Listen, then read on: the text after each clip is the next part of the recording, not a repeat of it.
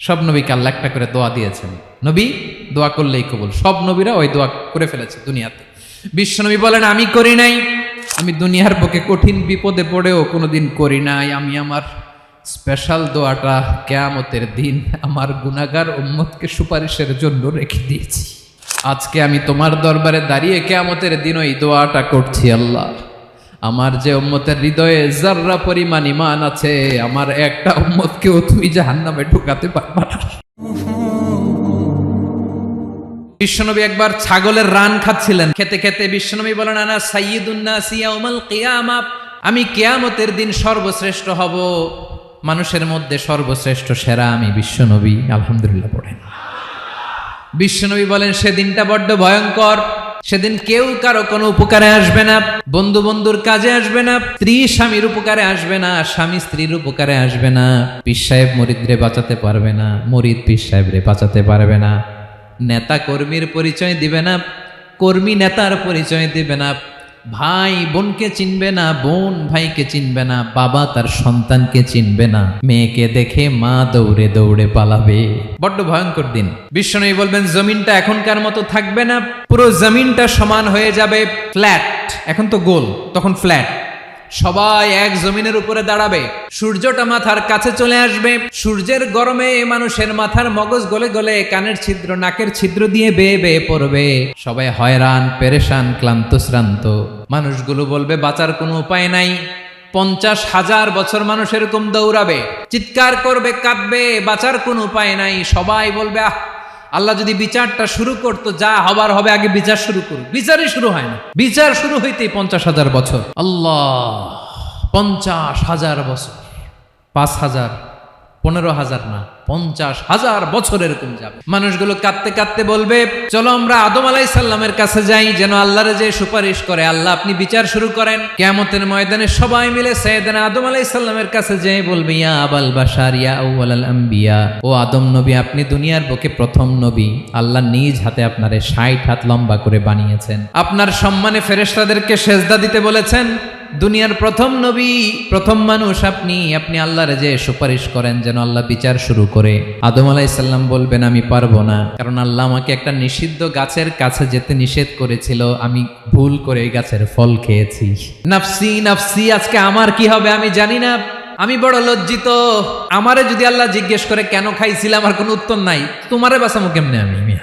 নবীরা থার করে কাঁপবে সেদিন। আদম আলাইহিস সালাম বলবেন আমি পারবো না, মাফ করো আমাকে, আমি পারবো না, ওই যে ভুল করে গন্ধম খেয়ে ফেলেছি, নিষিদ্ধ গাছের ফল খেয়ে ফেলেছে, আমি বড় লজ্জিত অনুতপ্ত, আমি পারবো না।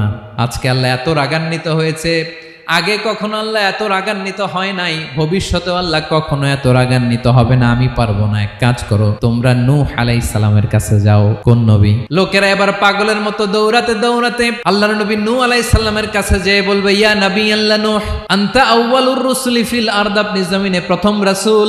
আদম আলাইহিস সালাম নবী ছিলেন, রাসূল ছিলেন না, এই দুনিয়ার বুকে প্রথম রাসূল ছিলেন আল্লাহর নবী নূহ আলাইহিস সালাম। সবাই বলবে ও নবী আল্লাহ নূহ, রাসূল আল্লাহ নূহ, আল্লাহ আপনাকে আবদান শাকুরা, শুকর গুজার বান্দা বলে কোরআনে বলেছে। কোরআনে নূহ আলাইহিস সালামের নামেও সূরা আছে না নাই? আপনি আল্লাহর প্রিয় বান্দা, প্রিয় রাসূল। দেখেন আমাদের কি দশা, ঘামতে ঘামতে শেষ, জমিনটা তামার জমিন, সূর্যটা মাথার কাছে, কি করবো আর পারি না, ঘামতে ঘামতে আর কত ঘামবো, কত দাঁড়িয়ে থাকবো। আল্লাহরে যে বলেন বিচার যেন শুরু করে। নূহ আলাইহিস সালাম বলবেন আমিও পারবো না, আমিও পারবো না, আমি আমার ছেলের জন্য এক কথা বলে ভুল করে ফেলছি। যখন মহাপ্লাবন হবে আমি বললাম আল্লাহ আমার কলিজার টুকরা সন্তান রে বাঁচান। আল্লাহ বললেন ও নূহ সে তোমার সন্তান না, কারণ সে ঈমান আনে নাই, সে পাহাড়ের উপর দাঁড়িয়েছে, দেখি কেমনে সে বাঁচে। ওই যে আমি একটা না বুঝে আবদার করেছি, আল্লাহ আমার উপর রেগে গিয়েছিলেন। আজকে আল্লাহ ওই ব্যাপারে যদি আমারে প্রশ্ন করে, আমার কোনো জবাব নাই, আমি পারবো না, মাফ করো। তোমরা সবাই মিলে আল্লাহর খালিল ইব্রাহিম আলাইহিস সালামের কাছে যাও। লোকগুলো পাগলের মতো খুঁজতে আরম্ভ করবে, অযুত লক্ষ নিযুত কোটি মানুষের ভিড়ে আল্লাহর খালিল ইব্রাহিমকে যেয়ে বলবে ইয়া খালিলুল্লাহ, ও আল্লাহর খালিল, আল্লাহ আপনাকে বড্ড ভালোবেসেছেন, আপনি কাবা বানিয়েছেন, আল্লাহ আপনাকে বড্ড পছন্দ করেন। দেখেন আমাদের কি অবস্থা, আপনি যে আল্লাহর কাছে সুপারিশ করেন যেন আল্লাহ আজকে বিচার শুরু করে। আল্লাহর নবী ইব্রাহিম বলবেন আমিও পারবো না, আমি আমার জীবদ্দশায় 3টা মিথ্যা বলেছি। কয়টা?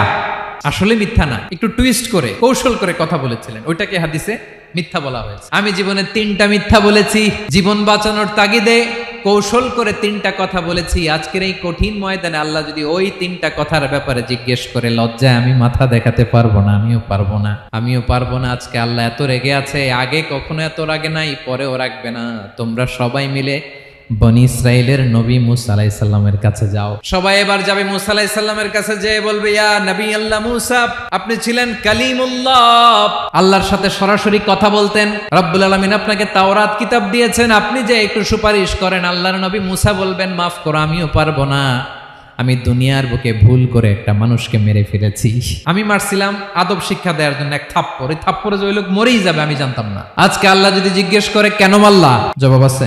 ওই লজ্জায় আমি অনুতপ্ত, আমি পারবো না, আমার এই কথা বলো না। আজকে আল্লাহ বড্ড রেগে আছে, আমি পারবো না। তোমরা আল্লাহর নবী ঈসা আলাইহিস সালামের কাছে যাও। কিয়ামতের ময়দানে মানুষগুলো পাগল পাড়া হয়ে আল্লাহর নবী ঈসা আলাইহিস সালামের কাছে যাবে, যে বলবে, নবী ঈসা আপনি রূহুল্লাহ, বাবা ছাড়া আল্লাহ আপনাকে বানিয়েছেন, ইনজিল কিতাব দিয়েছেন, মৃত মানুষকে আপনি জীবিত করতে পারতেন। আজকের এই কঠিন বিপদের দিনে আপনি আমাদের সাহায্য করেন। আল্লাহর কাছে যে বলেন যেন বিচার শুরু করে। ঈসা আলাইহিস সালাম বলবেন, আমিও পারবো না।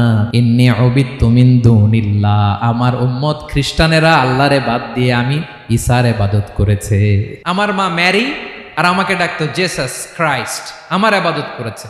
যদিও আমি আমার ইবাদত করতে বলি না, ঈসা আলাইহিস সালামও ইবাদত করতে বলেছেন একজনের, তিনি কে? আল্লাহর নবী ঈসা আলাইহিস সালাম বলবেন, আমিও পারবো না। আজকে আল্লাহ অনেক রেগে আছে, আমি পারবো না। তবে একটা পরামর্শ দিতে পারি, একটা সাজেশন দিতে পারি। আজকের দিনে এই কঠিন মুসিবতের কালে, এই কঠিন সময়ে কেউ আল্লাহর দরবারে দাঁড়িয়ে একটা টু শব্দ করার ক্ষমতা কারো নাই, একমাত্র আখিরি জামানার পয়গাম্বর বিশ্বনবী মুহাম্মাদুর রাসূলুল্লাহ ছাড়া। মানুষগুলো এবার আগুনের মধ্যে পানি দিলে যেমনি আগুন নিভে যায়, দাউ দাউ করা হৃদয়ে জ্বলন্ত আগুন তাদের ঠান্ডা হবে। কিয়ামতের ময়দানে ওই বিভীষিকাময় সময়ে, মুসিবতের কালে মানুষগুলো পাগল হয়ে বিশ্বনবীকে খুঁজতে আরম্ভ করবে। সবাই মিলে বিশ্বনবীর কাছে যেয়ে বলবে, ইয়া রাহমাতাল লিল আলামিন, ইয়া খাতামান নবীন, রাহমাতাল লিল আলামিন। দেখেন আমাদের কি অবস্থা, কি কঠিন বিপদে আমরা আছি, দাঁড়াতে পারি না, সূর্যের আলোতে ঘেমে হয়রান। আজকে কেউ সুপারিশ করতে পারবে না।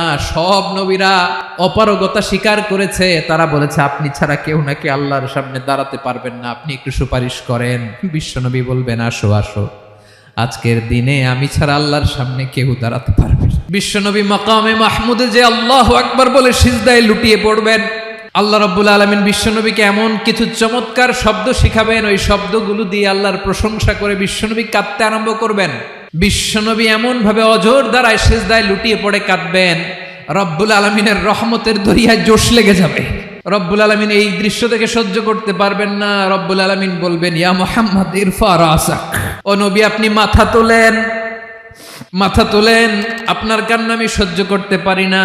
নবী আপনি মাথা তোলেন, সাল তুতা, আজকে আপনি যা চাবেন তাই দেব। নবী আপনি সিজদা থেকে মাথা তুলেন, সাল তুতা। বিশ্বনবী এবার মাথা তুলবেন।